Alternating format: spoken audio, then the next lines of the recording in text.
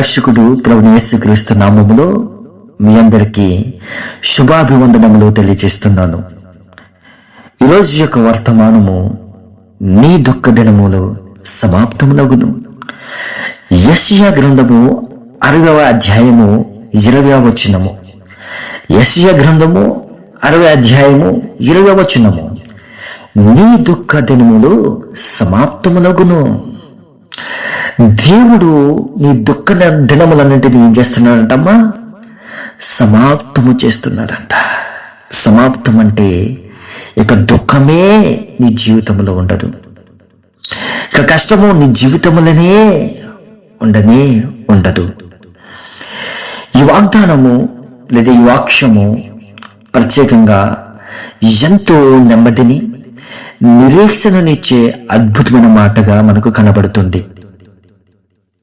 నీ దుఃఖ దినములు సమాప్తములగును అనే మాట ద్వారా కొన్ని విషయాలు మనం పరిశీలించుతాం. ఇది ఒక ముగింపునకు సూచనగా కనబడుతుంది. మన జీవితంలో కష్టాలు, కన్నీళ్లు శాశ్వతము కావు అని దేవుడు మనకు ఈ వాక్యం ద్వారా గుర్తు చేస్తున్నారు. దినములు అనేవి పదం, అవి ఒక నిర్ణీత కాలం మాత్రమే ఉంటాయని చెబుతుంది. చీకటి రాత్రి తర్వాత ఉదయం ఎలా వస్తుందో, మీ జీవితంలో ఉన్న దుఃఖపు కాలం కూడా అలానే ముగిసిపోతుంది. చూసారా? పగలు రాత్రి ఏ విధంగా అయితే ముగిసిపోతుందో, మీ జీవితంలో మీరు ఎదుర్కొంటున్నటువంటి కష్టాలు కానీ, కన్నీటి కానీ, బాధలు, వేదన, ఏ సమస్య అయినా సరే ప్రభువైన యేసుక్రీస్తు వారు దేవుడు ఈ దుఃఖ దినములన్నింటినీ కూడా ఏం చేస్తున్నాడు? సమాప్తము చేస్తాను అని ఈ మాట ద్వారా మనకి దేవుడు తెలియజేస్తున్నాడు. మన జీవితంలో కష్టాలు ఉంటాయి, సంతోషాలు ఉంటాయి, కానీ కష్టాలు శాశ్వతము కావు. సంతోషాలు నిత్యమైనటువంటి సంతోషాలు మనకు కలిగజేస్తాయి. ఎవరైతే వాక్యానుసారంగా జీవిస్తారో, ఆయన ఆజ్ఞల చొప్పున ఎవరైతే నడుస్తారో వారందరూ కూడా నిత్య సంతోషాన్ని పొందుకుంటూ ఉంటారు. దేవుడు నిత్యమైనటువంటి వెలుగుగా మనకి లోకానికి కనబడుచున్నాడు. నీ సూర్యుడు ఇక అస్తమించడు, యెహోవాయే నీకు నిత్యమైన వెలుగుగా ఉండును. లోక సంబంధమైన సంతోషాలు సూర్యుడిలా ఉదయిస్తాయి, అస్తమిస్తాయి.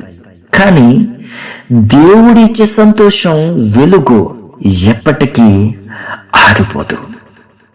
ఆయన నీ ప్రక్కనే ఉన్నప్పుడు నీ బాహ్య పరిస్థితులు ఎలా ఉన్నా నీ అంతరంగంలో సమాధానం నీకు కనబడుతుంది. నీ హృదయానికి నెమ్మది కలుగుతుంది. లోకులు ఎన్నో మాటలు నిన్ను విమర్శించినప్పటికీ, ఎన్నో అవమానాలు, నిందలను నీ వైపు చూపించినప్పటికీ నీ హృదయం ఎంతో గాయపరచబడుతుంది. కానీ ఆ గాయపడిన హృదయాన్ని నా దేవుడు చక్కపరుస్తాడు. ఆ గాయపడిన హృదయాన్ని నా దేవుడు నెమ్మదిపరుస్తాడు. దుఃఖం ముగియడం అంటే కేవలం ఏడవడం, ఆగిపోవడం మాత్రం కాదు. దేవుడు ఆ స్థానంలో తన కృపను, ఆశీర్వాదాన్ని నింపబోతున్నాడని అర్థం. ఎన్నాళ్ళు మీరు పడిన వేదనకు బదులుగా రెట్టింపు ఘనతను ఆయన మీకు అందరికీ అనుగ్రహిస్తాడు. ఇదివరకు మీ స్థితి చిన్నదే కావచ్చు, కానీ దేవునిలో మీరు వెలుగు పొందినప్పుడు, దేవునిలో మీరు ఆత్మానుసారంగా జీవిస్తున్నప్పుడు తుదకు మీరు మహాభివృద్ధి చెందుతారు.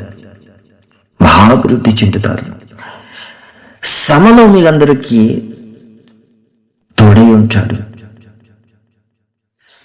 దేవుడు శ్రమ లేని జీవితం కాదు, తోడుండే జీవితం అని ఈ రెండో మాట ద్వారా మనకు తెలియజేస్తున్నాడు. కీర్తన గ్రంథము 91వ అధ్యాయము 15వ వచనము. కీర్తన గ్రంథము 91వ అధ్యాయము 15వ వచనం. శ్రమలలో నేనతనికి తోడై ఉండెదను అంటున్నాడు. దేవుడు మీకు శ్రమలే రావు అని చెప్పడం లేదు, కానీ శ్రమ వచ్చినప్పుడు నేను మీకు దూరంగా ఉండను ఆయన మాటిస్తున్నాడు. ఆయన మన మధ్యనే ఉన్నాడు అని మనం గుర్తెరగాలి. ఆయన విశ్వాసం ఇచ్చాలి. చాలాసార్లు చాలామంది మనుషులు అంటారు దేవుడు లేడని, దేవుడు ఎక్కడున్నాడని ప్రశ్నిస్తూ ఉంటారు. దేవుడు ఎక్కడున్నాడని? ఆయన మీ మధ్యనే ఉన్నాడు. నీ ముందు ఉన్నాడు, నీ వెనుక ఉన్నాడు, నీ కుడి ప్రక్కన, నీ ఎడమ ప్రక్కన, అన్ని చోట్ల ఆయన ఉన్నాడు. అందుకే దేవుడు అంటున్నాడు, ఇద్దరు ముగ్గురు కూడి నా నామమును చొప్పున ఎవరైతే ప్రార్థిస్తారో అక్కడ నేను ఉంటాను అని దేవుడు మనకు తెలియజేస్తున్నాడు. ఈ వచన ప్రకారంగా నువ్వు కన్నీరు పెడుతున్నప్పుడు, నువ్వు ఒంటరిగా పోరాడుతున్నప్పుడు ఆయన నీ ప్రక్కనే ఉన్నాడు అని నువ్వు గుర్తిరగాలి. ఆయన యందు విశ్వాసం ఉంచాలి. గాల్లో దీపం పెట్టి ఈ దీపం ఆరిపోకుండా ఉంటే నీ దేవుడు ఉన్నాడు అని నమ్మేవారు చాలా మంది ఉన్నారు. ఒక ఫ్యాన్ కింద దీపం పెట్టి ఈ దీపం ఆరిపోకుండా ఉంటే నీ దేవుడు ఉన్నాడు అని హృదయపూర్వక నమ్ముతాను అనేవారు చాలా మంది మూర్ఖులు ఉన్నారు. దేవుడు లేడని చెప్పేవారు బుద్ధిహీనులు. దేవుడు ఉన్నాడు అని విశ్వసించేవారు యథార్థవంతులు, నీతిమంతులు. కాబట్టి దానియేలు స్నేహితులు అగ్నిగుండంలో ఉన్నప్పుడు దేవుడు బయట నిలబడి చూడలేదు. ఆయన కూడా ఆ అగ్నిలోనే వారితో కలిసి నడిచాడు. శ్రమలో దేవుడు మనకు తోడే ఉన్నప్పుడు మనకు విడుదల, ఘనత లభిస్తుంది. చీకటి గదిలో చిన్న దీపం ఎంత విలువైనదో శ్రమలో దేవుని తోడు అంతకంటే విలువైనది. నువ్వు వెళ్తున్న మార్గం కఠినంగా ఉండవచ్చు, కానీ నువ్వు ఒంటరి మాత్రం కాదు. అది నీ చెయ్యి పట్టుకుని నడిపిస్తున్నాడు. ఇక ఇనుము అగ్నిలో ఉంటేనే ఆయుధంగా మారుతుంది. నువ్వున్న శ్రమ నిన్ను నాశనం చేయడానికి కాదు, నిన్ను మరింత బలవంతుడిగా ఘనపరచడానికి, మార్చడానికి అని మాత్రం గుర్తించు. ఈరోజు 2 వాగ్దానాలు, వాక్యాలు. నీ దుఃఖ దినములు సమాప్తులగును. యెషయా గ్రంథము 6వ అధ్యాయము 20వ వచనము. అలాగే కీర్తనల గ్రంథము 9వ అధ్యాయము 15వ వచనం. శ్రమల్లో నేను అతనికి తోడై ఉండేదనని దేవుడు మనకు మాటిస్తున్నాడు. నీకు ఏ శ్రమ అయినా సరే దేవుని యందు విశ్వాసించు. ఏ కష్టం వచ్చినా సరే, ఏ బాధ వచ్చినా సరే, ఏ వేదన వచ్చినా సరే దేవునికి మొరపెట్టుకో, విశ్వాసముతో ప్రార్థించు. ఎందరైతే ఆ నామమున ప్రార్థిస్తారో వారందరికీ మీకు గొప్ప ప్రతిఫలము ఆయన అనుగ్రహిస్తాడు. అందుకే దేవుడు అంటున్నాడు, మీ చింత యావత్తు నా మీద వేయుడి. మీది ఏ బాధ అయినా సరే, ఏ శ్రమ అయినా సరే, మీ చింత యావత్తు నా మీద వేసినట్లయితే మీరు ఏదైతే అడుగుచున్నారో, ఏ శ్రమనైతే ఎదుర్కొంటారో ప్రతి వాటిని కూడా తీసివేసి, ఆ శ్రమ కాలం అంతటా కూడా, ఆ వేదన బాధన కాలం అంతా కూడా తీసివేసి నీకు మంచి సంతోషకరమైన జీవితాన్ని కలిగి చేస్తాడు. దేవుడు మనకు శ్రమల్లో తోడే ఉన్నాడని ఆయన విశ్వాసం ఉంచుము. ఆ శ్రమలలో నీకు దేవుడు తోడైనప్పుడు నీ దుఃఖ దినములు ఏమవుతాయో తెలుసా? సమాప్తము చేస్తాడు. కష్టాలు మన జీవితంలో ఉంటాయి, బాధలు మన జీవితంలో ఉంటాయి, కానీ అవి శాశ్వతము కాదు.